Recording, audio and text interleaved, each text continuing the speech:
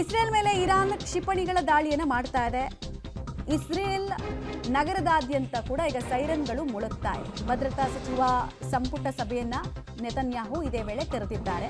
ತುರ್ತು ಕ್ರಮಗಳನ್ನು ಕೈಗೊಳ್ಳೋ ನಿಟ್ಟಿನಲ್ಲಿ ಯಾವುದೇ ಒಂದು ದೇಶದ ಮೇಲೆ ಅಟ್ಯಾಕ್ ಆದ ತಕ್ಷಣವೇ ಈ ಥರದ್ದು ಸಭೆಗಳು ನಡೆಸೋದು ಸಂಪ್ರದಾಯ, ವಾಡಿಕೆ. ಸೊ ಮಧ್ಯಾಹ್ನ 1 ಗಂಟೆಗೆ ಈ ತುರ್ತು ಸಭೆಯನ್ನು, ಎಮರ್ಜೆನ್ಸಿ ಮೀಟಿಂಗನ್ನು ಬೆಂಜಮಿನ್ ನೆತನ್ಯಾಹು ನಡೆಸ್ತಾರೆ.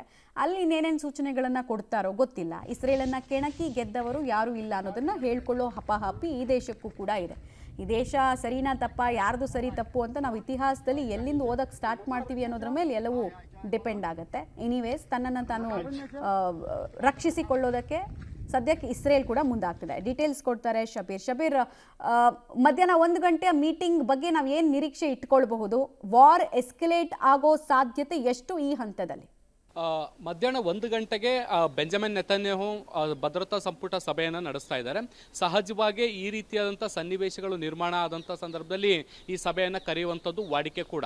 ಸೊ ಈಗ ಪರಿಸ್ಥಿತಿಗಳು ಏನಾಗ್ತಿದೆ ಅನ್ನೋದಕ್ಕೆ ಸಂಬಂಧಪಟ್ಟಂತೆ ಮಾಹಿತಿಯನ್ನು ಪಡ್ಕೊಳ್ತಾರೆ. ಇರಾನ್ನ ದಾಳಿಯ ಭೀಕರತೆ ಏನು, ಮತ್ತೊಂದು ಕಡೆಗೆ ನಾವು ಪ್ರತಿ ದಾಳಿಗಳನ್ನು ತೀವ್ರಗೊಳಿಸಿದರೆ ಅದರಿಂದ ಆಗ್ಬೋದಾದಂಥ ಪರಿಣಾಮಗಳೇನು, ಒಂದು ಕಡೆಗೆ ಹೌತಿ, ಮತ್ತೊಂದು ಕಡೆಗೆ ಲೆಬನಾನ್, ಹೀಗೆ ಬೇರೆ ಬೇರೆ ಬಂಡುಕೋರ ಸಂಘಟನೆಗಳು ಕೂಡ ಇಸ್ರೇಲ್ನ ಮೇಲೆ ದಾಳಿಯನ್ನು ಮಾಡುವಂಥ ಸಾಧ್ಯತೆಗಳಿದ್ದಾವೆ. ಸೊ ಹೀಗಾಗಿ ಮುನ್ನೆಚ್ಚರಿಕೆ ಕ್ರಮವಾಗಿ ನಾವು ಹೇಗೆ ಸಿದ್ಧ ಆಗಬೇಕು ಅನ್ನೋದಕ್ಕೆ ಸಂಬಂಧಪಟ್ಟಂತೆ ಕೂಡ ಒಂದಷ್ಟು ಚರ್ಚೆಗಳಾಗುವಂಥ ಸಾಧ್ಯತೆಗಳಿದ್ದಾವೆ. ನೋಡಿ, ಇಸ್ರೇಲ್ ಯಾವಾಗಲೂ ಕೂಡ ತನ್ನ ಮೇಲೆ ದಾಳಿಯನ್ನು ಮಾಡಿದವರಿಗೆ ಸುಮ್ಮನೆ ಬಿಟ್ಟಂತಹ ಉದಾಹರಣೆಗಳಿಲ್ಲ. ಸೊ ಹೀಗಾಗಿ ಇರಾನ್ ಕೂಡ ಈಗ ದಾಳಿ ಮಾಡಿರುವಂಥ ಹಿನ್ನೆಲೆಯಲ್ಲಿ ಅದಕ್ಕೆ ಪ್ರತೀಕಾರವಾಗಿ ಇನ್ನಷ್ಟು ತೀವ್ರ ಸ್ವರೂಪದ ದಾಳಿಯನ್ನು ಮಾಡೋ ಮೂಲಕ ಉತ್ತರವನ್ನು ಕೊಡುವಂತಹ ಕೆಲಸಗಳನ್ನು ಕೂಡ ಮಾಡುವಂಥ ಸಾಧ್ಯತೆಗಳಿದ್ದಾವೆ.